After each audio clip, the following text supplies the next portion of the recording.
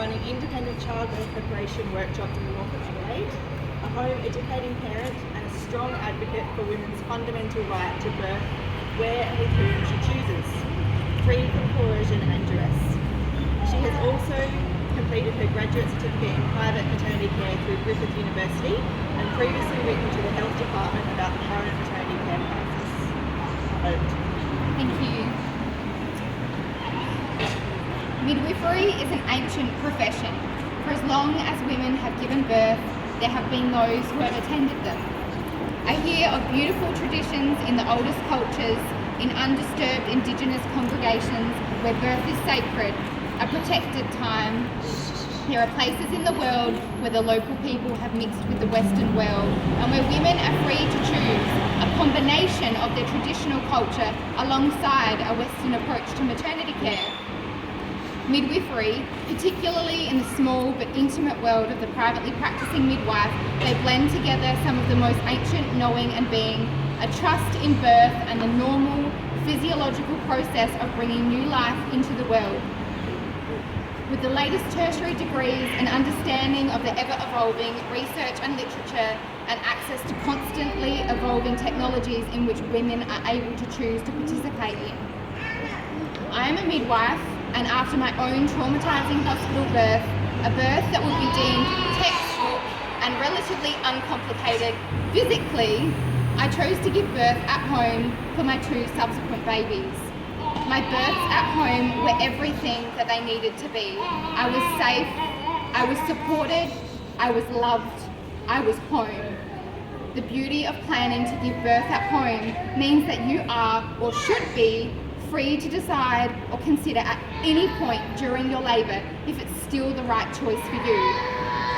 And you're all set up if everything continues beautifully. To be in the comfort of your own home is something I cannot even begin to describe as eloquently as the reality. It feels as amazing as the most kick-ass workout you've ever done in your life, a marathon if you will, followed by sleeping in your own freshly made bed after a week away on holiday, all rolled into one. But there's a bonus. Being in the company of the beautiful little baby you just brought into your life. When you are home, your body is at ease. Your body is free to move as it needs. Your hormones are supported by the familiarity in which brings a sense of calm. There are no car rides, forced into uncomfortable positions, with the intense crescendos every few minutes on the way to a place unfamiliar with people you've probably never met, and your hormones scared away like a case of birthing white coat syndrome. There is a calm and innate knowing. Being supported by the same midwife throughout my pregnancies was one of the most important things to me. From my first pregnancy as a vulnerable young woman with very little social support, that continuity of midwifery care was everything and more. In a position of power, my midwife could have been anything or anyone. She was kind, patient, respectful. She answered my questions and made me feel like a human, worthy, able. This is how it ought to be for every woman, no matter whether additional inputs are needed or not. Building a relationship with a kind, supportive, nurturing woman in pregnancy is powerful. Having the time you need to adequately discuss your options in depth, their benefits, their risks and the alternatives, the benefits, the risks and the alternatives to those. It is important, empowering, and I would argue necessary. The continuity means that you and the midwife develop a relationship that cannot be matched anywhere else, where she learns about you and your body, what is your version of normal.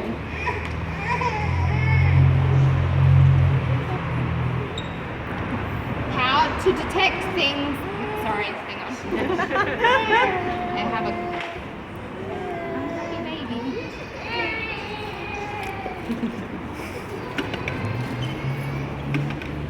Where where she learns about you and your body, what is your version of normal, how things have transpired over time, and is better able to detect more subtle changes in your health and the health of your developing baby. It means that there is reduced variability, discrepancies in how your fundal height is measured, how your abdomen is palpated, how your baby's growth is tracking. She knows your normal shape, your normal demeanour, and as such she is better equipped to detect changes that may indicate medical assistance or referral to services to support your health and your well-being in whichever direction you may feel it is indicated. Physiotherapy and hydrotherapy for increasing joint pain, additional testing for abnormal swelling, psychology or social work for underlying or surfacing circumstances, and a listening ear and a sounding board to discuss new ideas, options, researching evidence, and so much more. Because you saw her at your last visit and those that preceded it, there is no starting over with your basic health history. You're right, Eddie. She knows it. It develops as a continuous building of information, complementing and further adding to what is already known. Time is not lost reiterating these things from scratch. It is quicker and easier to clarify things. You are able to spend more time building and progressing the therapeutic, professional, and on some level, an intimate personal relationship that is like no other. When your birth rolls around, you know all is in place. Your midwife knows you. You know your midwife. When you have a privately practicing midwife, there is no new greeting with the person most trained to attend you in the most vulnerable time of your life. Someone that you've never met before. You know her. You are free to get on and do what birthing women do. Work that baby earthside in the presence of your trusted midwife whom you have built a unique relationship with. Should you be in the position where your home birth is provided by the state, like we have in South Australia, even if you have a midwife attend you whom you never met before, it's likely that they will be in the job because they have a deep love for women at birth, and you still retain the feelings of safety that come from being in a familiar environment.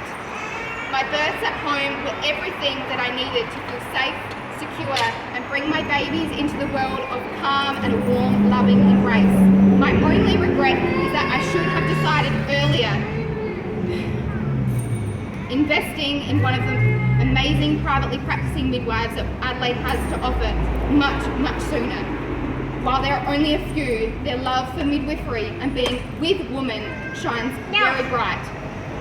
My hope moving forward is that the entire system of maternity providers as a whole can open their arms to those few amazing midwives providing outstanding women-centered care to women for the humans that they are in the community, in their homes. To encourage and enable open, supportive collaboration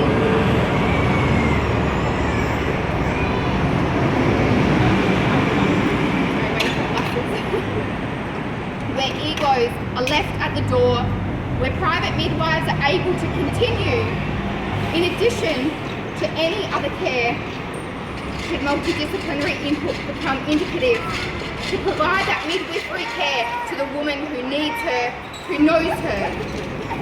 A more accepting system and providers within it will only increase the safety to women and babies, to reinstate the trust of those in the community who no longer feel safe within the fragmented, often traumatising maternity system, to help heal old wounds and to ensure that the whole woman and her baby are safe. We all want the same things in one way or another: safe, healthy women and babies. Women who are respected and given choices that meet their individual needs, who feel empowered and able to be active participants in their own maternity care, health and well-being, are more likely to feel whole and able to care for their healthy babies without lingering trauma in the postpartum period. Penny Simpkin, a childbirth educator who's been practicing since, I think, the late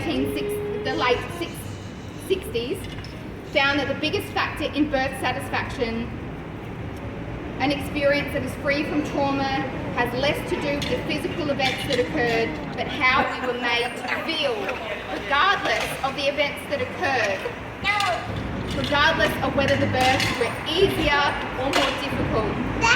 That was the most important, biggest factor in the experience. How they remembered being cared for, if they were honoured, respected, listened to, nurtured, even 20 years later. Women remember their births forever, something I can attest to thus far. This notion has been further echoed throughout the book by Melissa Bruin and Debbie Gould, published in 2016, How to Heal a Bad Birth, where women share their stories of trauma and how they were made to feel. With hard work, compassion, and remembering to put each and every woman as an individual at the forefront of care, the future of maternity care, of home birth, and of private and of a working positive maternity care system is possible. Thank you for listening.